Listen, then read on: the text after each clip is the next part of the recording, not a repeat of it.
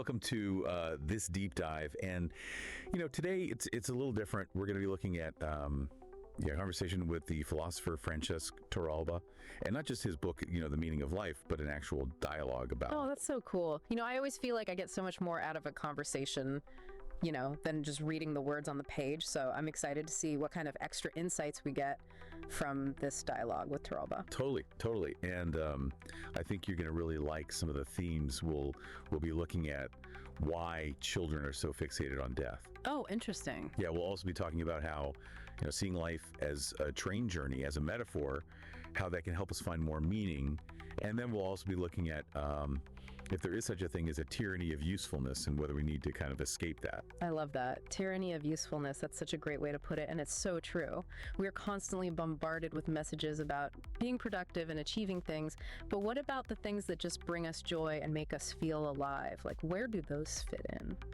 And, you mentioned children and their fascination with death. And it's funny because Torralba talks about that, how our awareness of death, even without knowing when it's coming, is kind of a key driver in our search for meaning.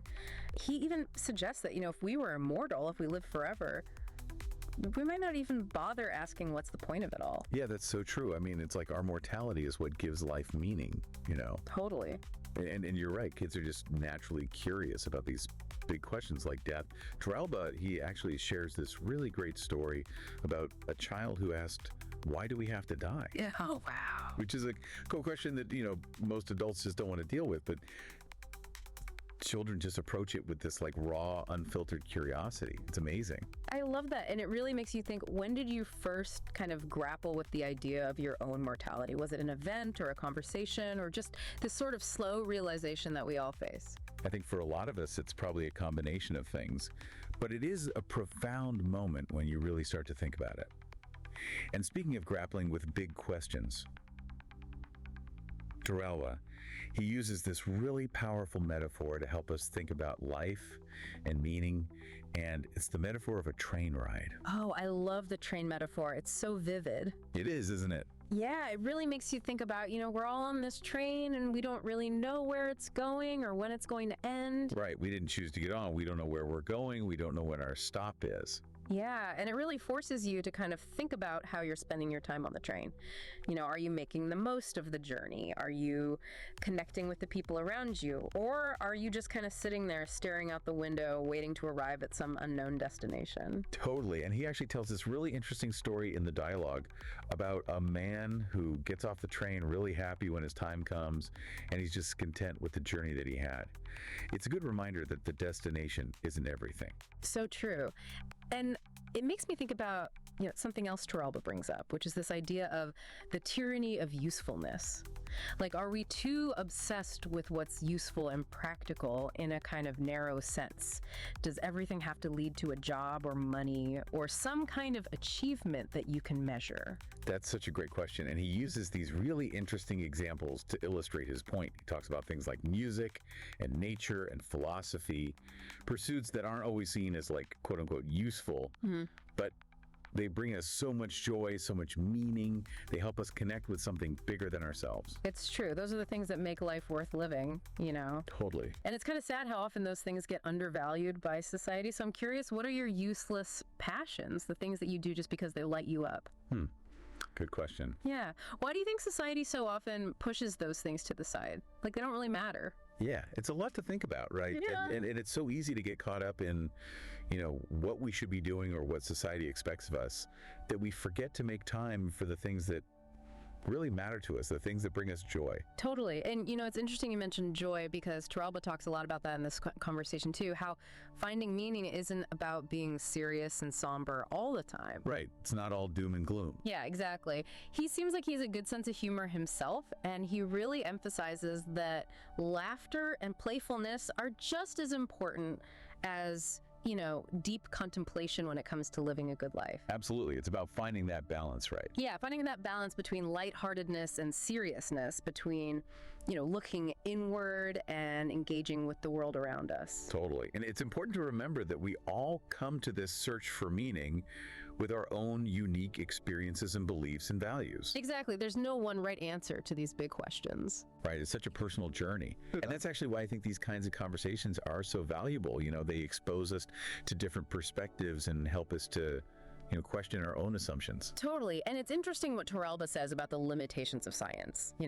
While science is great for understanding the physical world, he says it can't really provide definitive answers to these very personal questions about meaning and purpose. That's a good point. Science can explain how the universe works, but it can't tell us what our place in it is or what makes a life worth living. Right. Those are questions that we each have to answer for ourselves. And sometimes finding meaning is as simple as cultivating an appreciation for the beauty around us. Remember that concept of an aesthetics of slowness that Torralba brings up? Oh, yeah, that's a good one. It's such a powerful idea, right? Taking the time to actually see and appreciate the beauty in everyday things, a sunset, the patterns on a leaf, just sharing a meal with people you love. It's so easy to get caught up in the rush of life that we miss those small but important moments of beauty and connection. Exactly. And Torralba reminds us to slow down, put away our distractions, and look at the world with fresh eyes. Yeah, like we're seeing it for the first time. And before we move on, I just want to point out that all of this is happening within the context of a conversation, not a monologue. Right, it's a dialogue. Yeah. Torralba is engaging with another person, asking questions, responding to their insights. It's a reminder that meaning making is often a collaborative thing. It's something we figure out through talking to each other, through shared experiences. Exactly. It highlights the importance of open-mindedness and empathy and, being willing to really engage with different perspectives. So as we wrap up, our deep dive into this conversation with Francesc Torralba, what are some of the, the key takeaways you would want our listener to really think about? I think the biggest one is that searching for meaning is a journey. It's not a destination. There's no one answer. There's no magic formula for a fulfilling life. Right. It's really about kind of embracing the uncertainty and finding joy in those little moments every day and nurturing those connections we have with others. Yeah. And it's also about taking time to reflect, asking yourself, what are my values? What really matters to me? What kind of legacy do I want to leave behind? What impact do I want to make? Totally. And don't wait for like a big crisis to force you to think about these things. Start reflecting now. Torralba, he talks about imagining life as a train journey. So ask yourself, how do you want to spend your time on that train? What experiences do you want to have? What kind of person do you want to be? I love that. And, remember, you don't have to figure it all out on your own. Talk to people, find those meaningful conversations, connect with people who inspire you, and learn from their experiences. Yeah, absolutely. And maybe most importantly, don't forget to just appreciate the beauty that's already in your life. Slow down, observe, savor the little things. You might be surprised at what you find. So well said. And thanks for joining us on this deep dive. Keep exploring, keep questioning, and keep searching for what makes you, what makes your heart sing.